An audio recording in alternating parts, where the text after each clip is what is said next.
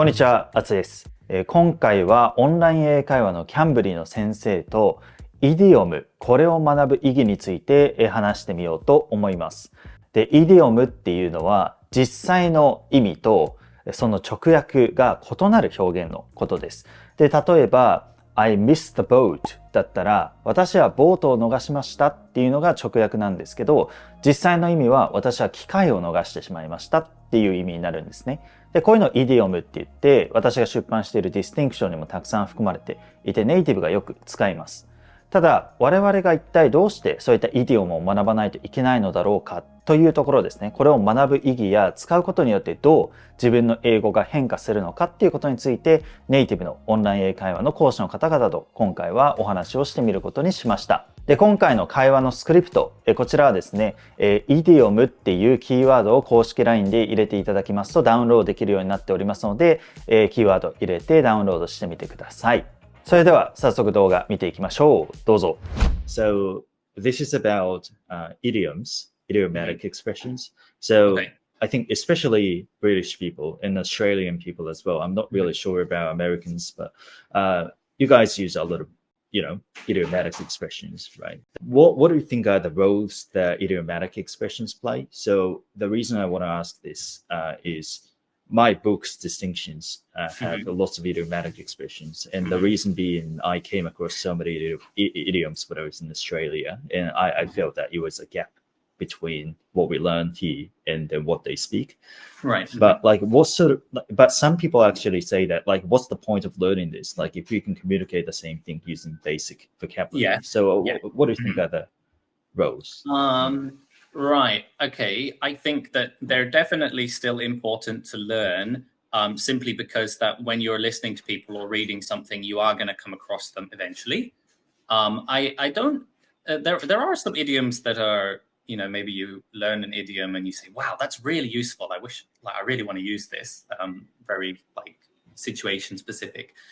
So yeah, I think some of them can be quite useful to learn and use. But I think a lot of them are useful for learning. So you have to be aware of them, but you don't necessarily have to use them, right?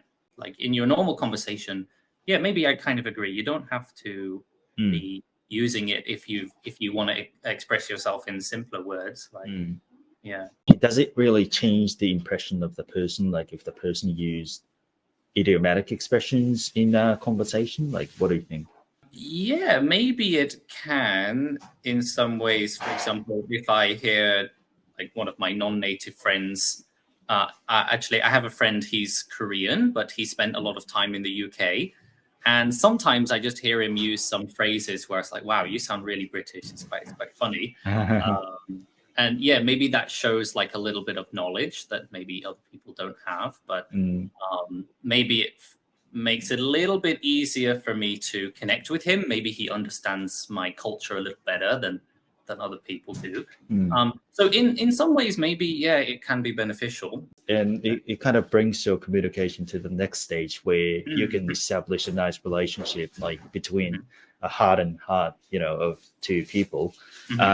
Because without using idiomatics expressions, you can, of course, chat, you can communicate. But that's only just the what's it called? An exchange of information, really. It's not really the most effective process of establishing a relationship. And like you said, it doesn't really impact how meaningful the communication is, but most of the communication out there probably doesn't have much meaning anyway. So I think the true meaning of communication is not really telling you the exact information that you want to tell, but rather it's more about in the dynamics of personal relationship, you communicate so that you get closer, you feel closer, and you establish a relationship, friendships and stuff.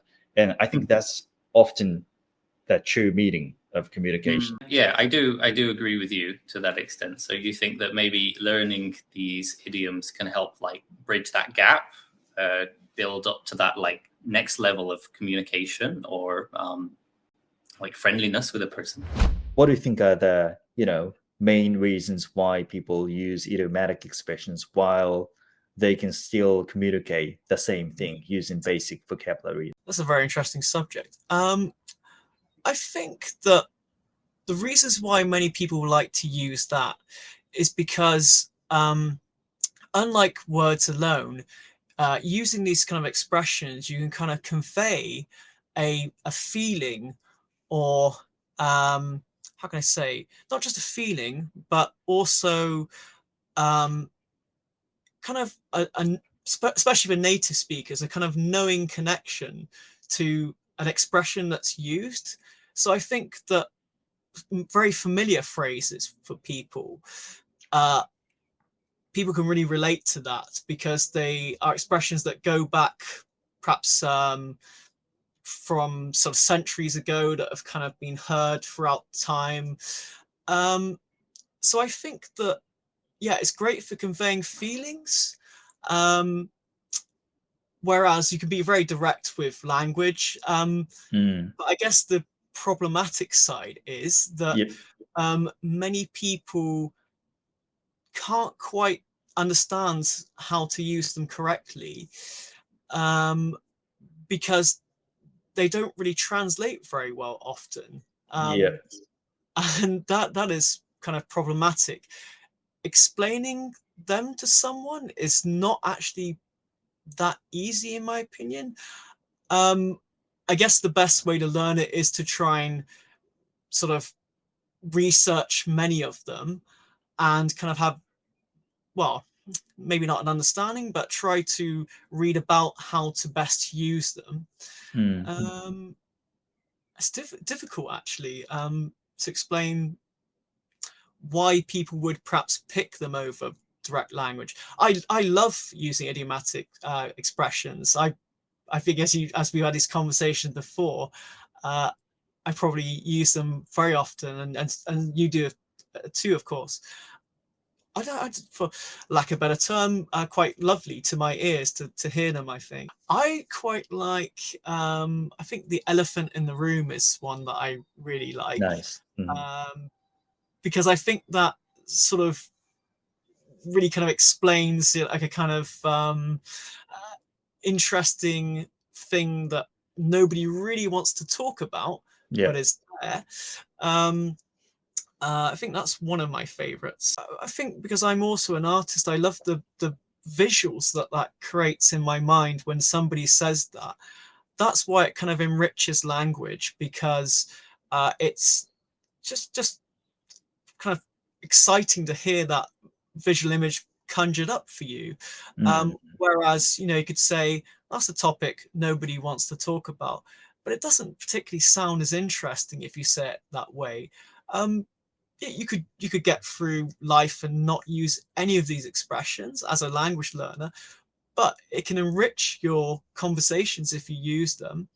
And I think that's sort of covered in your books, the fact that you talk about this subject often, and it can stimulate a conversation by using these particular phrases. Yeah, that's a really interesting point you made, that visualization is something that can be generated by using idioms, right? Like just saying that's the topic that nobody wants to talk about. Like there is no visualization that occurs in your brain. Whereas when you say an elephant in the room, then obviously what you're going to visualize is an elephant, the big creature in the room, which is not something that's realistically going to happen. But that's what makes it like sound more interesting and playful, like you said. So I've noticed that growing up in the UK, that it's quite humorous, our language in many ways. So many of those expressions have a basis in that particular area. I think it's sort of typically maybe example of dry British humor sometimes that have so many like that. And I think in most cases, our conversations are not really executed just for the sake of, communicating information, but rather to have fun. The bulk of learning is very sort of heavy going, but idioms can make it fun. Yeah. All right, That's running really- out. Great to see you. Thank Have you. a really great day, Atsu. It was fun. Thank you. Cheers.